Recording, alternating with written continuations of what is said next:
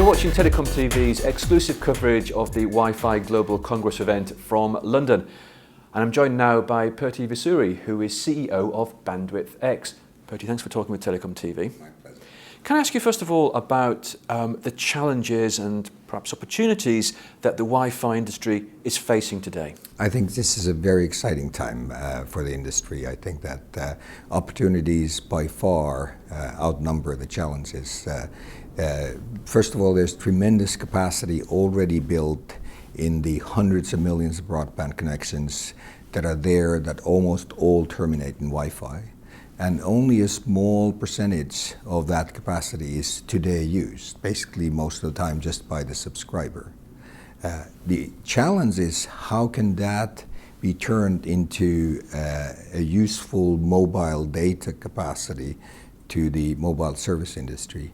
And it can be done. It has been done by many already, but it's not a simple thing to accomplish. So this is where your company comes in. You create a market for this unused bandwidth? The issue is that sometimes a little bit of extra data capacity would be tremendously valuable for a mobile operator. For example, when the signal inside a building is poor, or if they happen to be in a congesting situation during some hours of the day in a few cell sites, and they would be willing to pay literally more than £100 for a gigabyte of data. And at other times, Wi-Fi wouldn't help them at all and they wouldn't pay anything for it.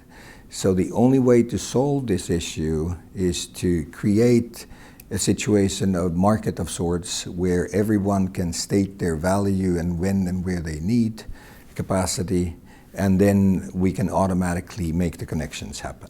So how does it physically work? Once you've created this market and you've got your buyers and sellers, is there anything that needs to happen inside the network? Not in the network, and that's the beauty of it. We can add this onto the existing infrastructure with very little that needs to be added. There's a small piece of software. We provide a free SDK to add the functionality on the device.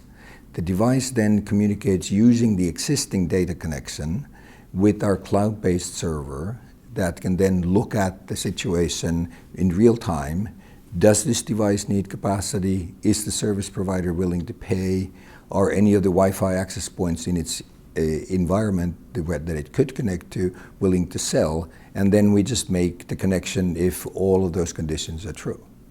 So at the moment, do we see providers have bilateral arrangements? How's the market generally? There are some bilateral arrangements, but looking at the capacity of Wi-Fi that exists and all of the mobile operators that are spending tens of billions of dollars in building new capacity, it is actually astonishing that so few are using the existing Wi-Fi capacity. There are roaming agreements that usually is simple and easy because the values and the prices of roaming are so high that it's easy to agree on a price of Wi-Fi.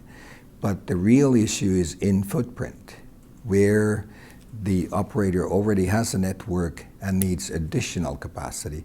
There's hardly any commerce of that kind taking place today. And the issue is the variable price. You have to be able to make sure that everybody wins, otherwise commerce doesn't take place.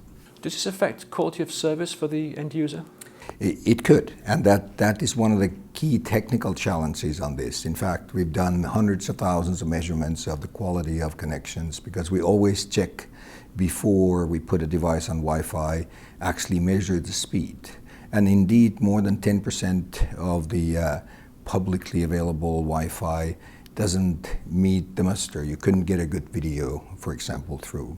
The way we solve that is that we measure the speed, and if it doesn't provide a good enough experience, we put the device back on the cellular.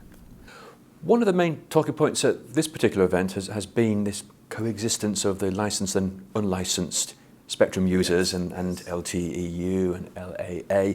What's your take and position on this? The license-assisted access or LTEU, I heard a comment where they added an F somewhere in that acronym. Describes the emotion that's there.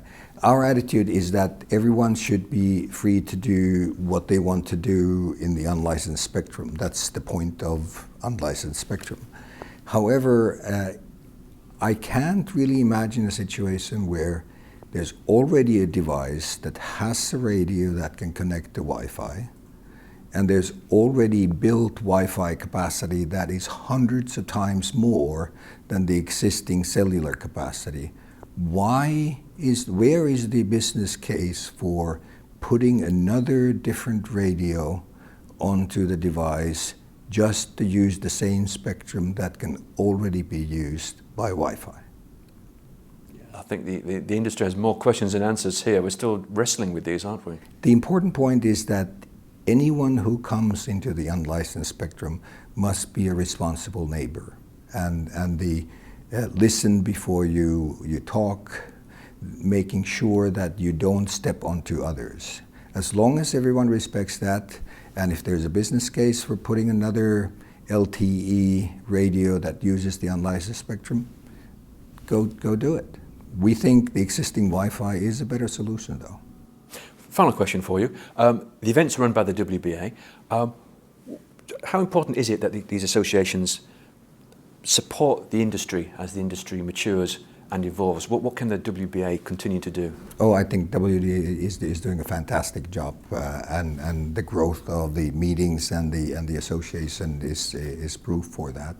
This is a very important time. I think this is a time in many ways similar to what happened when the long-distance telephony industry was transformed by voice over IP. And Wi-Fi will do a similar transformation for the mobile industry.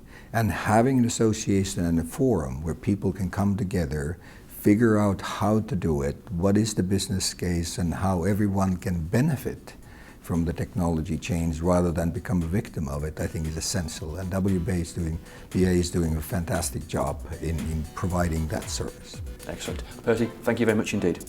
Thank you.